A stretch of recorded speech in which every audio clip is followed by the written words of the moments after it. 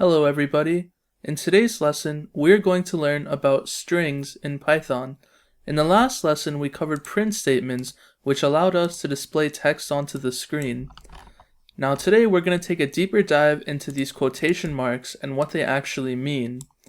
So in code, we have different variable types or data types. One such type is called a string. Anything that is text is a string in code. Think about what text means. Text is characters, letters, numbers, text messages you're sending. It could be emojis.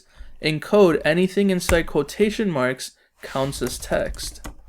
Now to print out this text, you would put a print statement with quotation marks and print it out like such. But let's say we want to store this or reuse it or manipulate it in some shape or form.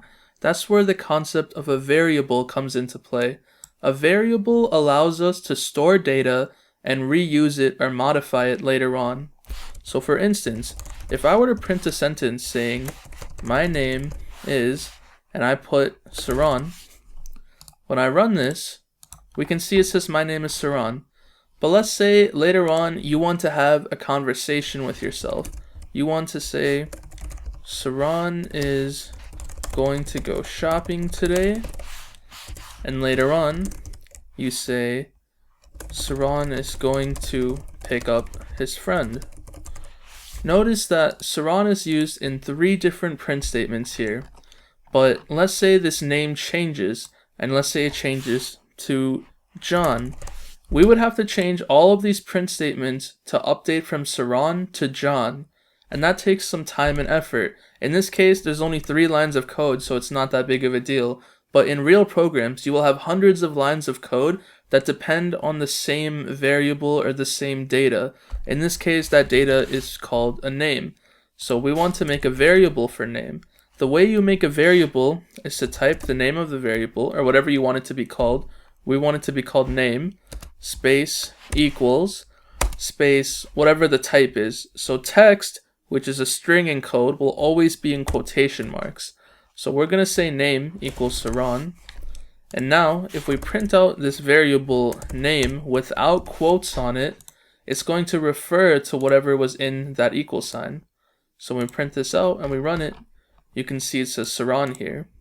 So the difference between printing name with quotes and printing name without quotes is that with quotes, it's going to actually say the word name. Without quotes, it's going to refer to the variable name on line 1 here. So we want to update all of these print statements to be able to use the variable name instead of just typing it in. So to do that, we're going to add 2 strings together by using space plus space the variable name, which is name. So now it will say my name is Saran.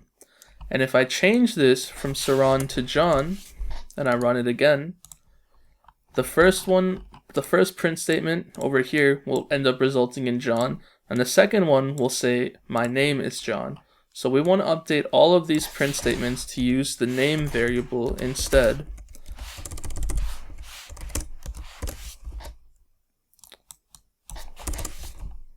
And now when we hit run, we can see that all of them say John. So by changing this one variable into something else, we are updating 4 lines of code automatically. That's the power of variables. And we can also update this variable in between the lines of code. After that first one, we could set name to something else. And we said before that in code, it runs top to bottom. So even though we set name to Bob here, it'll print out Bob, my name is Bob, but the moment we reassign this variable name to Roger, the bottom 2 sentences will no longer say Bob. This will say Roger, and this will say Roger. So let's go ahead and take a look. And we can see that the first 2 say Bob because name is equal to Bob up there, but for the bottom 2, since we reassign name to Roger, it says Roger in the print statements. So variables can be very powerful and very useful. Let's take a look at a couple more examples. So let's set our name to Bob, and let's start adding some other variables for age. So we put 36 in quotation marks, and we set favorite color. equal to green. So now that we have 3 variables to work with here, let's go ahead and just first print them all on different lines to make sure they appear properly.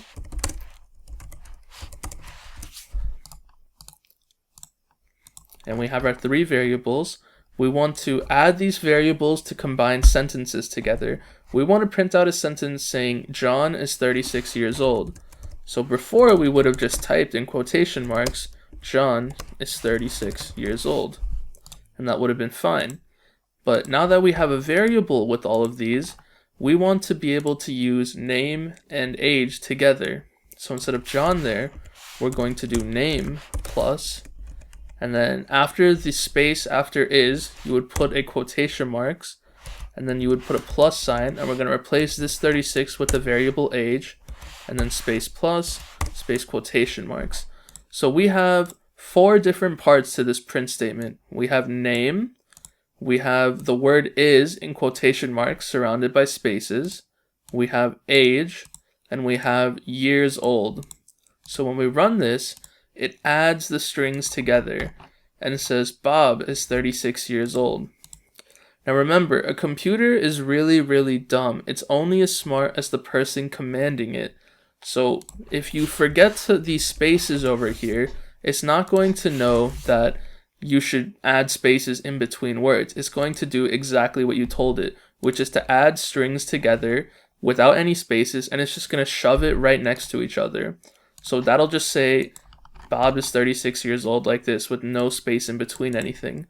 So when you're adding strings together, it's important to remember to keep track of the spaces inside of the quotation marks. So next, let's combine the name and their favorite color. So it would say something like Bob's favorite color is green. And again, if we were to just type this in a print statement, it would look like that. But because we wanted to use the variable name and the favorite color variable, we're going to delete the word Bob from there, do name plus, and this part green we're going to delete, put a plus. Now it's using the variables. So if we replace Bob with Teddy, we replace age with 21, we replace green with blue, all of these sentences that we see printed out here are going to look different now. It's going to be Teddy, 21, blue. Teddy is 21 years old. Teddy's favorite color is blue. That is the power of variables and how we use them with strings in Python. Next couple little thing is 2 useful methods in strings. And we haven't really got to methods yet, but just for a quick peek, to be able to do something special in code, you usually use what is referred to as methods. And the way to call a method is by putting the variable name dot the method name, and you can see here we have a bunch of different choices for methods. The most commonly used that we'll look into now is uppercase and lowercase. So as you can guess, name.upper, open close parentheses, is going to convert our variable into all uppercase. So when we print this out, we can see that all the letters in the name are all uppercase.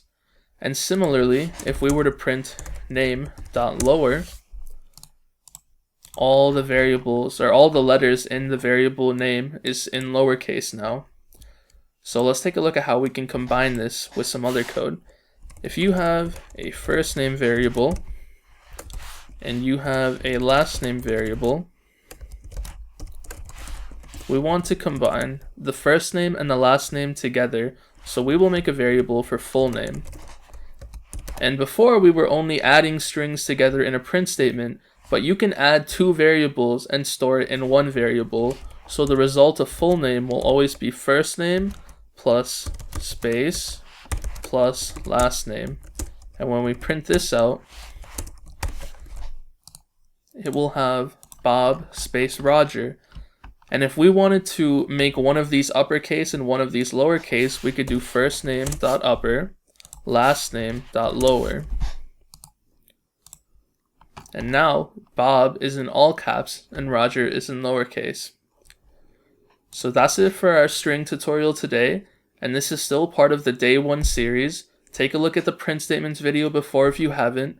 And next coming up is some mini projects on how to really use our knowledge about print statements and strings to create things such as a letter to the future, a shopping cart, and a Mad Libs generator. See you guys in the next one.